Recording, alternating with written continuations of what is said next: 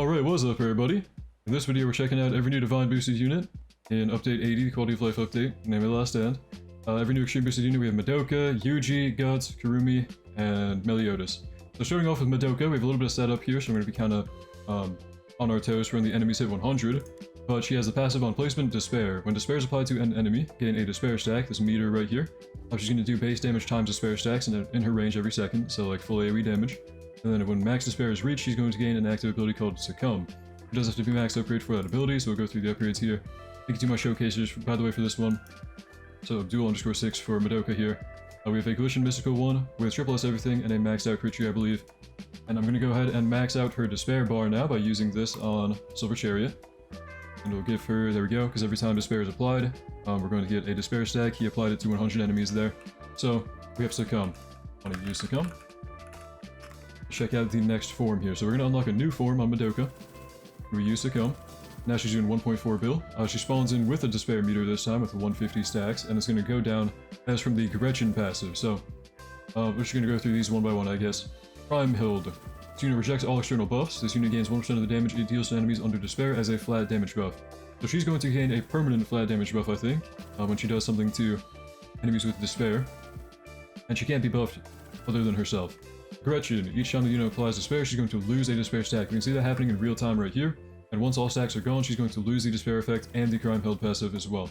And she's going to gain access to the ability Apocalypse Confrontation. We're going to check that out right away. Here's her like maxed out before confrontation damage on this form. But I guess ideally you want to ramp her up to the final potential we're going to check out here. So everything we're showing off right now is kind of like, you're going to want to do this yourself. You're going to want to apply Despair 100 times and then use the ability, then get her into this form, and then have her apply Despair enough to lose it. Here we go. Next form ability coming in. I'm going to use Apocalypse Confrontation, 100 times damage in range, and obtain the ability Final Wish upon the second use. So we have to use it 2 times here. So we brought Wong Ling. We have to max that guy out. We have to use Reality Sword, which I have cutscenes on, sorry. We're going to watch Wong Ling do his little planet thing. Pretty cool animation at least, I don't know. Boom, boom, boom. Oh, he's just walking. Okay, so we got the reset on the ability cooldown on here. Let me get rid of him real quick. One more time. One more time. Finally got Modoky maxed out, I think. Never mind. Time for Final Wish. There we go. Now we have her maxed out. So this is her maxed out form, which is now doing 2.85 trillion every 5.94. Cosmic Element, Despair Effect, full AoE, and she has the ability Hope, which is going to set her damage stat to 2 times her current damage, deal 1000 times current damage map wide. Want to use Hope? Check out the damage stats on that nuke. It's going to have her cutscene, I think, as well. Yeah, her old cutscene, which I guess I can't see the damage during it then, but as a cutscene, she blows up the Earth, kind of cool. And her damage is 5.71 trillion, which is crazy. If that's a permanent buff too, that's like she can just kind of gain infinitely scaling up damage. Anyway, okay, Mercy, the unit cannot be sold or deleted. She inherits the damage buff of the previous form, multiplying it by 100. That's why she has 5.71 trillion now, or 2.8 trillion, whatever it was before. Witch Eradication. All enemies become dark type, all enemies take 10 times attack damage, affects all existing and future enemies. Okay, so she's going to be turning enemies dark. Cool. And then finally, Low Erasure. All buffs and debuffs cease to exist, unit stun cease to exist, effects cease to exist, applies map-wide and ignores all sources and conditions. She's going to kind of neutralize a lot of things here, so effects don't exist. I guess, like, you can't run her with enemies that, or sorry, with units that rely on debuffing. And then we can't rely on, like, stuns or anything of any sort, debuffing, whatever it is. Okay. Well, she's maxed out now doing 5.71 trill. You can maybe even get higher because, remember, this is going to inherit the damage buff from her previous form and turn it into her base damage, which previously that damage buff was from applying... What was it from? I think it was from applying Despair if I'm not wrong. It was from something, but you might have to rewind. I don't know. She's got a lot going on. But she is really cool. That was Modoky. Thank you to Abdul_6 for showcasing her. Moving on to the next unit. Moving on to Meliodas Wrath Assault. Thank you to HumbleXD for showcasing this one. We had to hop into a new Infinite to check these guys out properly because Modoky kind of griefed everything. But here we go, on placement trade cost of 1k, he's doing 70.5 mil 4.46 with Black Flame and Despair on placement, circle AoE.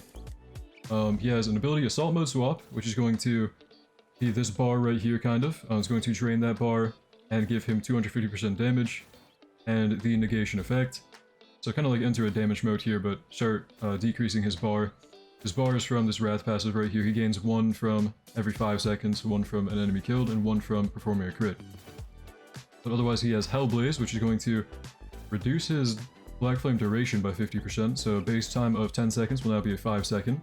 When an enemy is affected by this unit's Black Flame, 25% of all damage will penetrate shield, so you can kind of bypass shield for whatever reason. Very niche thing, mostly gonna do nothing.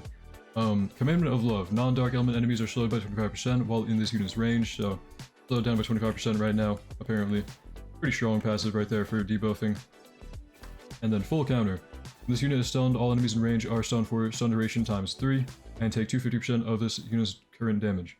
So, when he's stunned, they are stunned for 3 times as long as he is stunned, and take 2.5x his damage here. Pretty good, as like a little mini nuke type of thing. If you try and stun Meliodas, he will get a nice little counter there. If we max him out, new attacks on upgrade 4 and 7, or no, 4 and 8, we've already seen those though. He's an old unit that got divine boosted. 2 new abilities on upgrade 10, so Sacred Treasure Clone. Upon activation, spawn a clone with 50% of his damage for 50 seconds. Enemies hit by the clone receive guaranteed crits from all sources for 10 seconds, so actually a good debuffer there. Complete Counter. Upon activation, consume all Wrath, so this bar right here. Deal Wrath times 2 times strongest allied damage in ranged enemies. This damage is guaranteed to crit and applies Decay. Okay. Wait. Decay is like a guaranteed one-shot thing, which is actually really strong.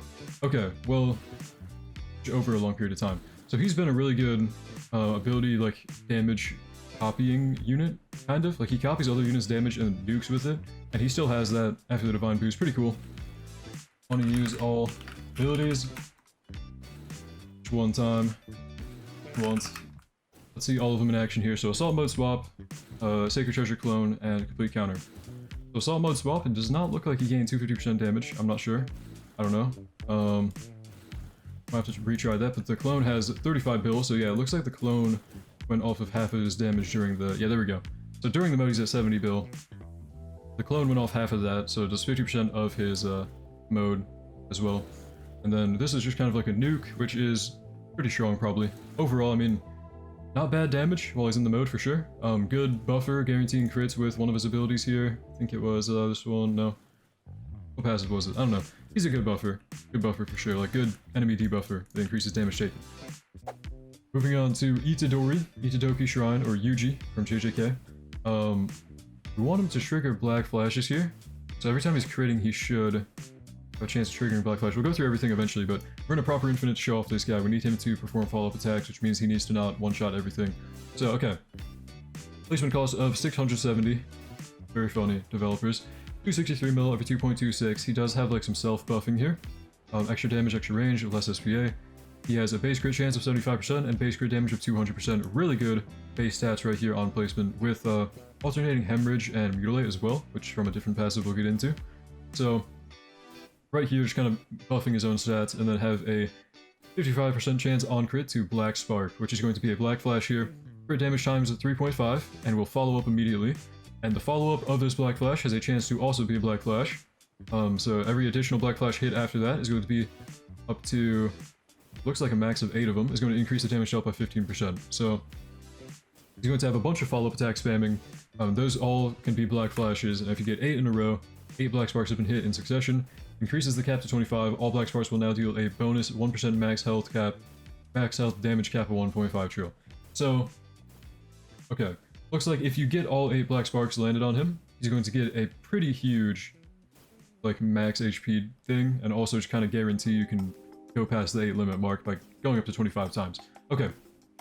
Double Impact. Every attack will linger, dealing 2 times damage to the same enemy after 3 seconds, so kind of like his Divergent Fist in the show if you've ever watched it. Just delayed damage there. The attack was a Black Spark. If the attack was a Black Spark, it does 4 times damage instead of 2 times. Okay. Blood Control. We see that happening right here. So, this is a lot to read. I'm going to try and summarize it without having to read the full thing aloud, because I know I'm reading a lot here.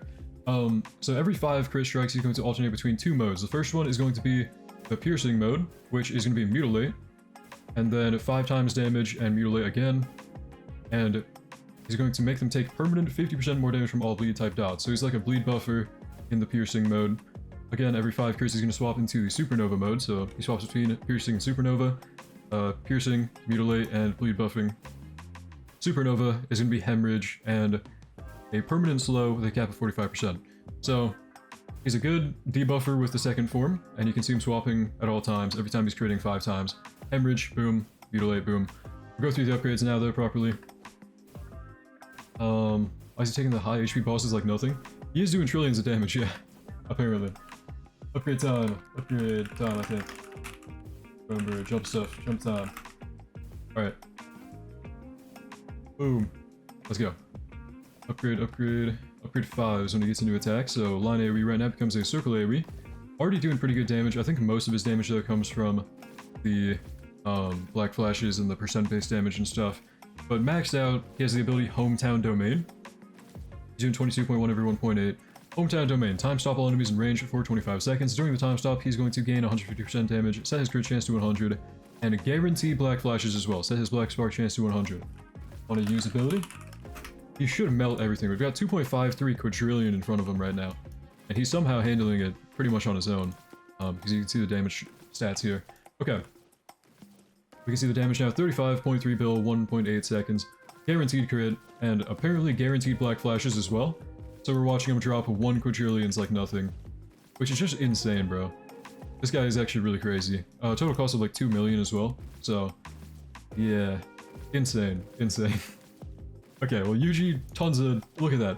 Quadrillions of damage being melted. Okay, there's Yuji. Next up we have Black Swordsman Berserker, or Guts from Berserk. This is my unit here with the Pyramid Head skin on him. Glitching Glorious, no skill tree. On placement for 2k. He is doing 250 build-ish every 1 second. I don't know, line AoE. Rage meter here, we're gonna get into why he has all this going on. It's a lot to read, kind of, so we'll go through it, but I don't know. I'll try and summarize where I can. So, whenever he's stunned, for every 15 seconds, he's going to cleanse it. He's going to deal damage from all units applied to the strongest enemy on the map, with a cap of 20 trill. 50 times damage in full AoE, so like a little bit of a nuke there. 100 times damage to the strongest enemy in range, so like also a nuke to the strongest enemy there. Sunburn off that multiplier. He's going to kind of attack a little bit slower, and he cannot be stunned for 20 seconds. So, again, this is when he's stunned for 15 seconds. He's going to cleanse it and kind of nuke everything here. Berserker's Rage. He has a rage bar, if you couldn't tell from right here. Cap of 500. For every enemy hit, he gains 1, but it's going to immediately fill when a boss enters his range. He's going to gain 2% damage and range per rage stack, so when this builds up, you can see his damage and range both going up. He doesn't gain rage until rage equals 0, so... Wait, what? Oh, when it's full. Okay, so sorry. Once it fills up, he won't be able to refill it again until it hits 0. He sets his SPA to 1, so yeah. All damage dealt to enemies is stored and dealt in every 10 seconds in range until rage times equals 0. Okay, hold on. Sorry for scuffing up the reading here. He stores his damage, deals it in his entire AoE. Attacks now deals 0.85% current HP damage with no cap, it looks like. I don't understand how they will let that into the game, but okay. Percent-based damage with no cap. Reduce 10 rage every attack. For every 50 rage, you lost self-stun for 10 seconds. Okay. Pretty much. He goes crazy. Rage bar fills up, he goes crazy. We can see it in real time. His damage buff is going up when he has his rage going up, and going down, it goes down. Berserk Retaliation. Berserker's Retaliation. Every attack has a rage divided by 50% chance to stun all allies in range. Okay, so if you have, like, above 200, he can just kind of guarantee to stun all allies in his range. For 3 seconds, all SPA debuffs apply 2 times damage debuffs, and all buffs are 25% less effective. So overall, pretty crazy nerf to your other teammates with him. Now, the heaviest sword.